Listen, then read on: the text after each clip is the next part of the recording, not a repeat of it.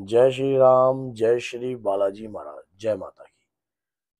हम जब अपने पूर्ण रूप की दिनचर्या में, अपनी जो दैनिक जीवन में कुछ हमें ऐसी बातों को हमेशा ध्यान रखना चाहिए जो हमारे जीवन को बदल सकती है, हमें प्रभु श्री के चरणों की कृपा को प्राप्त करवा सकती है। क्या वो बातें कौन सी ऐसी हैं जिससे हमें भगवान की कृपा को प्राप्त किया जा सकता है? उन तीन बातों से मैं कुछ ऐसी ही तीन बातें आपके साथ शेयर करना चाहता हूँ। वो तीन बातें अपने जीवन में सोने से पहले हमेशा ही करनी चाहिए, हमेशा ही उन बातों को ध्यान रखना चाहिए। अगर आप अपने दैनिक जीवन के अंदर इस तीन बातों को हमेशा ध्यान में रखोगे तो आपको वो दिन दूर नहीं है जिस दिन आपको आपके इष्ट की प्राप्ति भी होगी और आपके द्वारा जो किए हुए अपराध हैं वो भी खत्म हो सकते हैं और अपने इष्ट की कृपा आपको प्राप्त होने से कोई रोक नहीं पाएगा। ऐसी कौन सी बातें हम याद रखें जिन्हें हमें ये चीजें हमें प्राप्त हो सके?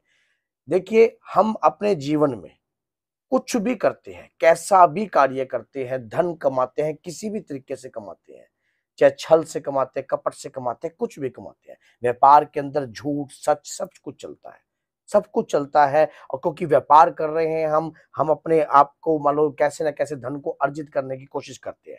लेकिन ये जो बातें हैं, हमारे जीवन को बदल सकती हैं। ऐसी कौन-सी ये बड़ी बातें जिनका इतना बड़ा महत्व है? ये बातें ये है कि अगर हम रात्रि को सोते से वक़्त हमें क्या करना होता है, अपना मुँह और हाथ-पैर धोकर सोने चाहिए हमेशा। सोने से पहले आपको जब आप बिस्तर पर लेटते हो जब आप बिस्तर पर लेटते हो, तो आपको अपने दोनों जैसे हम चौकड़ी मारकर बैठे हों, जैसे मैं बैठा हूँ और पीछे की तरफ ऐसे और हृदय पे हाथ रखकर अपने इष्ट से पूरे दिन की जितने भी आपके द्वारा अपराध हुए हों, पूरे दिन के अपराध, आपके द्वारा कुछ भी हुआ हो, किसी को झूठ बोला हो, किसी के साथ छल किया हो, किसी के साथ कुछ भी करने की कोशिश भी करी हो या किसी का जाने-अनजाने में हृदय भी दुखाया हो, तो अपने इष्ट से, अपने इष्ट को साक्षी मानकर, अपने गुरुदेव को साक्षी मानकर उन अपराधों की क्षमा माँगनी है। कहा जाता है कि अगर हम अपने अपराधों की क्षमा माँग लेते हैं, तो हमें हर प्रकार के नरकों से मुक्ति प्राप्त हो सकती है।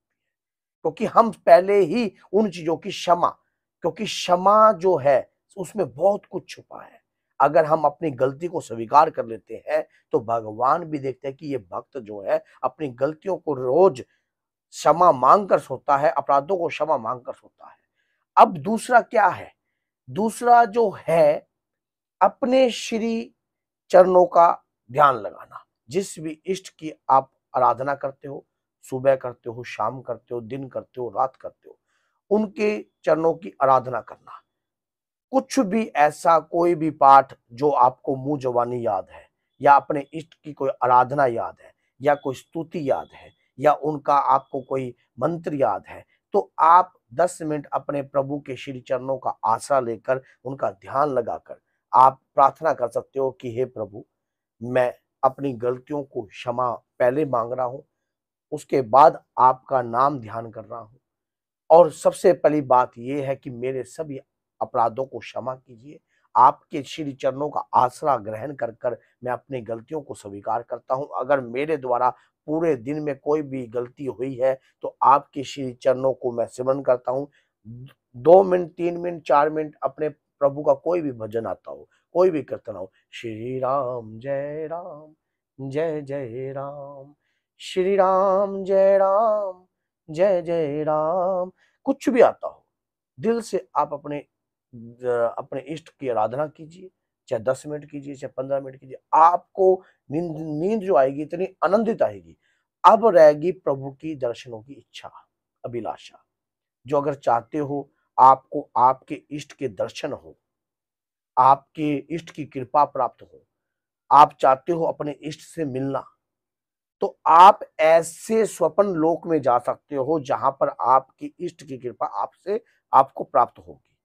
रोज रात्रि को सोने से पहले आप अपने इष्ट के श्री चरणों का ध्यान कर कर यही बात कहना कि हे प्रभु, अगर मेरी भक्ति श्रेष्ठ है, अगर मेरी भक्ति सरल है, अगर मेरी भक्ति आपके श्री चरणों की कृपा को प्राप्त करने के लिए आतुर रहती है, तो कृपया कर कर मुझे दर्शन दीजिए, कृपा कर कर मुझे दर्शन दीजिए प्रभु।